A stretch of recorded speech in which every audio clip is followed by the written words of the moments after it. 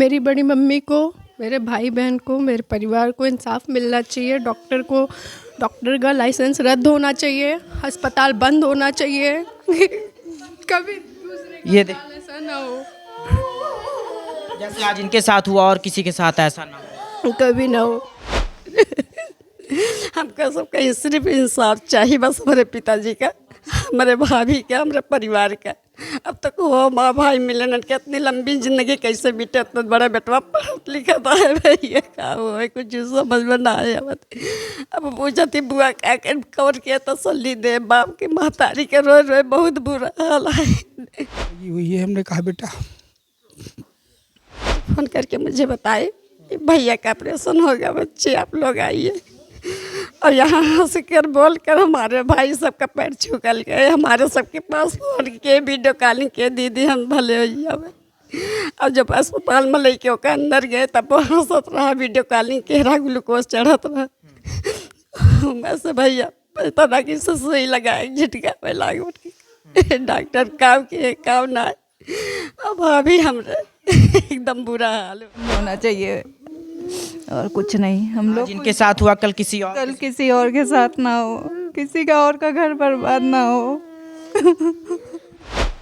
जी अमर कृष्ण तिवारी। जी घटना ऐसे घटी, हमारे मामा जी थे, स्वास्थ्य उनका बहुत अच्छा चल रहा था, कोई प्रॉब्लम थी नहीं उनको। थोड़ा सा उनको ये था कि पेट वगैरह में थोड़ा थोड़ा कभी कभी दर्द सबके होता है, नॉर्मल उनको भी होता था। तो उनके मन में विचार आया कि अगर दर्द हो रहा है तो उसका कारण हम जान लें, कैसे क्या स्थिति हमारे पास बनी हुई है।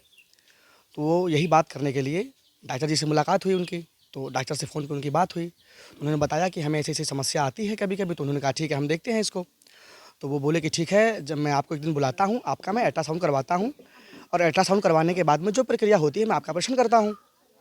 तो वो उनको बुलाए, एक को इन्होंने फ़ोन किया, डॉक्टर साहब ने, राजेश कुमार गौतम जी ने एक को फ़ोन किया। उसके बाद में वो वहाँ पर अपने धर्मपत्नी के साथ में और अपनी छोटी सी बच्ची को लेकर के वो हॉस्पिटल गए।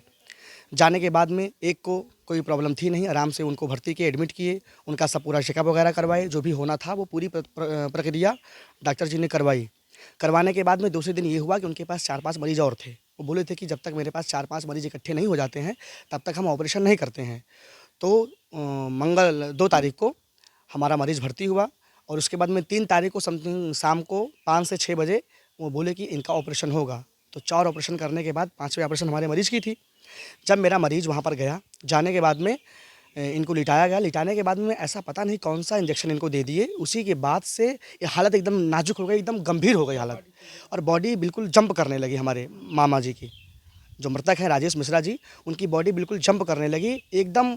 अचानक ही पता नहीं ऐसा क्या हो गया कि बिल्कुल सांस चल रही थी, बाकी पता नहीं ऐसा क्या हो गया कि बॉडी जंप करते करते तो इन्होंने आनन फानन में जो है तुरंत एम्बुलेंस को फ़ोन किया, बिना किसी को बताए, ना किसी परिजन को पता ना कुछ। उनकी धर्मपत्नी वहीं बैठी थी, वो भी बिल्कुल परेशान हो गई। तो आनंद फानन में उन्होंने तुरंत कोई एम्बुलेंस बुक करवाई, और एम्बुलेंस से स्वयं ही बिना कुछ बात किए मरीज़ से या उनकी धर्मपत्नी से, उनके परिवारजन से तुरंत ये उनको रेफ़र कर दिए किसी कोई वहाँ पर अवस्था हॉस्पिटल है। वहाँ पर जैसे ही उन्होंने रेफ़र किया तो वहाँ हम पहुँचे, वहाँ भी जो प्रतिक्रिया वगैरह थी, लेकिन उन्होंने डेड घोषित कर दिया, उनको मृत साबित कर दिया हमारे मरीज़ को। तुरंत मैं परेशान हुआ कि अब तो मेरा मरीज़ मर गया, मरने के बाद में हम क्या करें। तो उन्होंने भी हमसे कुछ पैसा चार्ज किए। चार्ज करने के बाद में समथिंग 25-30 हज़ार रुपये जो भी उनसे उनको लेना था, उन्होंने हमसे पैसा लिया।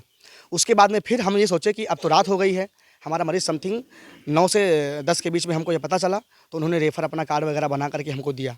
फिर हम लोग वापस से सोचे कि घर तो जाने का कोई मतलब है नहीं, मेरा मरीज़ जब चल करके आया हुआ है तो उसमें कैसे हमारे मरीज़ की अचानक मृत्यु हो गई, ऑपरेशन भी नहीं हुआ, थिएटर में ले जा करके ऐसी कौन सी वो सुई लगा दी जिससे मेरे मरीज़ की स्थिति इतनी नाजुक हो गई और मेरा मरीज़ मर गया। तुरंत हम लोग वहाँ से गाड़ी बुक किए, और उसके बाद दूसरी गाड़ी मंगवा करके तुरंत ही हम इनके जो ये राहुल चौराहा के पास में शुभांगी हॉस्पिटल है इनका, राजेश कुमार गौतम जो वहाँ के डॉक्टर हैं, जो कि पूर्व चिकित्सक भी रह चुके हैं, वो इनके यहाँ हम लोग आए। उसके बाद में हम समथिंग वहाँ पर हम 11 साढ़े 10 बजे हम लोग पहुँच गए। लगातार 3 घंटे तक हम आवाज़ लगाते रहे, हमारे सागे संगाती वाले आवाज़ लगाते रहे, सब लोग उनको बुलाते रहे, लेकिन गेट नहीं खुला। फिर हम लोग उनको फ़ोन भी लगाए, हर नंबर से हमने उनको कांटेक्ट करने का प्रयास किया, हम लगातार फ़ोन लगाए, उनका फ़ोन भी नहीं उठा। उसके बाद जब हमको 2.5-3 घंटे बीत गए और मैं अपने मरीज़ डेड बॉडी को मैं वहाँ लेकर के था, ऐसा नहीं कि मैं डेड बॉडी भी नहीं लेके गया था, हम लोग साथ में थे। तुरंत फिर क्या हुआ, हमने 112 को कॉल किया जब हम परेशान हो गए। तो जैसे ही मैंने 112 को कॉल किया, 112 से 2 पुलिस वहाँ पर उन्होंने भेजा। जब यहाँ पर भेजे तो वो भी अथक प्रयास किए, कम से कम वो भी 20 से 25 मिनट उन्होंने भी परेशान हुए कि गेट खुल जाए, कहीं से भी करके कैसे भी करके गेट खुल जाए। लेकिन गेट तब भी उसने नहीं खोला और ना उसने फ़ोन रिसीव किया।